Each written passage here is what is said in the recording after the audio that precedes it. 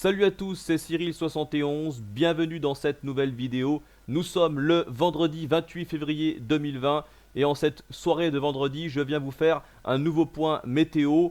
Déjà, revenir sur la tempête Bianca d'hier qui aura été plus forte que prévu, il faut l'avouer. Les modèles ont sous-estimé les valeurs de vent et j'ai pu moi-même en vivre l'expérience sur les hauteurs de mon secteur mais également en bas l'après-midi. Croyez-moi, c'est vraiment énorme ce qui s'est passé et j'ai pu constater dans pas mal de régions ça aura été plus fort que prévu. Voilà, petite parenthèse pour ce début de vidéo et maintenant revenons aux prévisions de ce week-end qui s'annonce encore une fois très vanté avec le passage d'une tempête sur les îles britanniques, tempête qui aura été baptisée George, qui donnera des rafales autour des 130 km/h. Pour chez nous, c'est le front froid associé à cette tempête qui va traverser une partie du pays, notamment la moitié nord, et qui donnera un fort coup de vent. Ce fort coup de vent va commencer ce soir à cette nuit entre la pointe bretonne et la Normandie. Voilà, avec des valeurs de vent autour des 100 à 110 km/h, localement plus sur les caps les plus exposés bien sûr.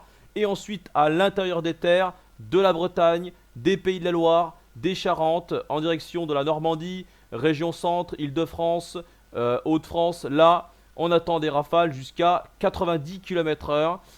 Voilà, et toutes ces rafales vont se répandre en direction des Ardennes, des Vosges, du Grand Est.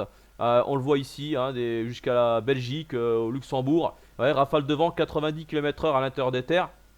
Au passage du front froid, mais il faut noter également beaucoup de vent que GFS ne voit pas forcément à l'arrière dans la traîne.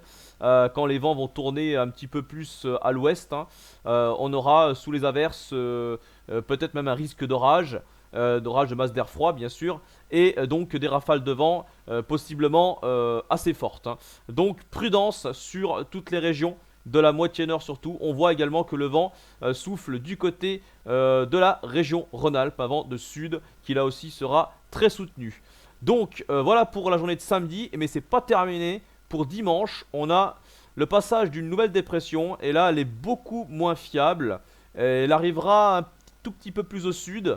C'est une toute petite dépression, donc elle est compliquée à prévoir par les modèles. Et oui, même à moins de 2 jours d'échéance, on n'arrive même plus à prévoir les choses.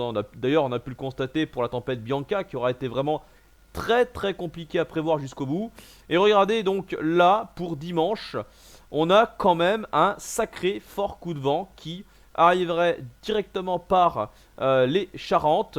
On voit ici, et ça rentre dans les terres de la région Poitou-Charentes pour ensuite se diriger vers la région centre. Regardez, on a quand même une zone rouge ici, donc ça correspond à du 100 km/h dans les terres là, et qui se dirigerait rapidement vers la région Champagne-Ardenne.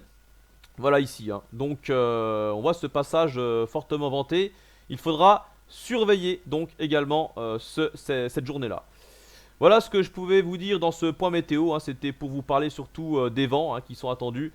Et je vous referai un point s'il faut demain pour vous tenir au courant de l'évolution des prévisions. Voilà donc pour cette vidéo, j'espère qu'elle vous aura plu.